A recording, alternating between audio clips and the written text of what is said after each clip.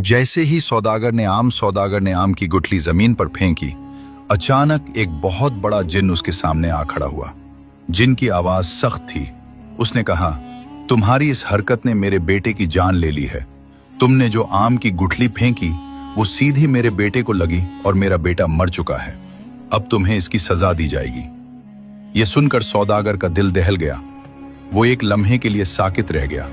उसे अंदाजा नहीं था कि एक मामूली सी हरकत उसे इस हाल तक पहुंचा देगी। उसने फौरन कहा, मुझे इस बात का इल्म नहीं था। मैं नहीं जानता था कि यहाँ कोई मौजूद है। मेरी नीयत किसी को नुकसान पहुंचाने की नहीं थी। मैंने जानबूझकर कुछ नहीं किया। जिन ने जवाब दिया, नीयत का फैसला बाद में होता है, फैसला अमल पर किया जाता है, और तुम्हारा अमल मेरे बेटे की मौत बना है। सौदागर परेशान हो गया। वो जानता था कि ये कोई मामूली जिन नहीं है और उसके सामने बहस करना बेकार होगा। उसने खुद को संभाला और कहा, मैं एक सौदागर हूं।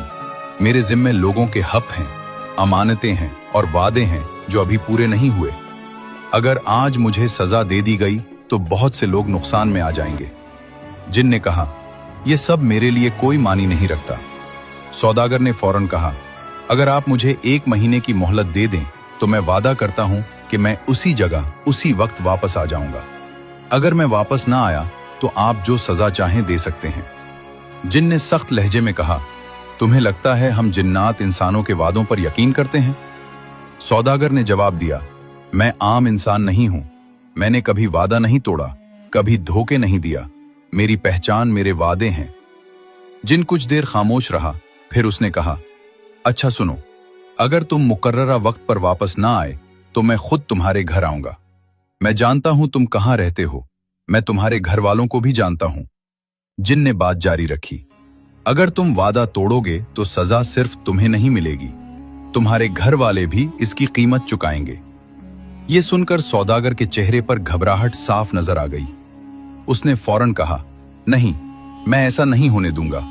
मुझे अपनी जान से ज्यादा अपने घर वालों की फिक्र है। जिन ने कहा, तो फिर याद रखना, 1 महीना, न 1 दिन कम न 1 दिन ज्यादा। अगर तुम वक्त पर वापस आए तो मैं तुम्हारी बात सुनूंगा, और अगर ना आए तो अंजाम तुम जानते हो। सौदागर ने सर झुका दिया और कहा, मैं वादा करता हूं कि 1 महीने के अंदर जरूर वापस आऊंगा। ये मेरा कौल है। जिन ने आखिरी बात कही, याद रखना, हम वादे भूलते नहीं। उसके बाद जिन गायब हो गया। सौदागर वहीं खड़ा रहा।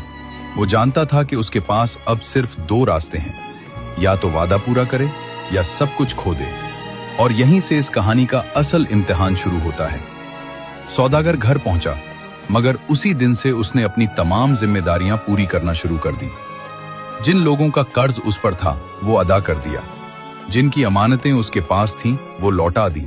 जिनके साथ कारोबारी वादे बाकी थे उन्हें निपटा दिया। वो किसी को वजह नहीं बताता था, किसी को सवाल का मौका नहीं देता था, बस काम पूरा करता चला जा रहा था। दिन गुजरते गए और उसके काम खत्म होते गए। जब आखिरी दिन रह गया तो उसने घर वालों को बुलाकर साफ बात कह दी कि अगर मैं 1 महीने के अंदर वापस ना आया तो मेरा इंतजार मत करना। उसके बाद वो सफर पर रवाना हो गया। वक्त मुकर्ररा पर वो वादे की जगह पहुंच गया। कुछ देर बाद वहां एक दरवेश आ गया। सौदागर ने पूछा, आप कौन हैं? दरवेश ने जवाब दिया, अल्लाह ने मुझे तुम्हारी मदद के लिए भेजा है। सौदागर ने कोई सवाल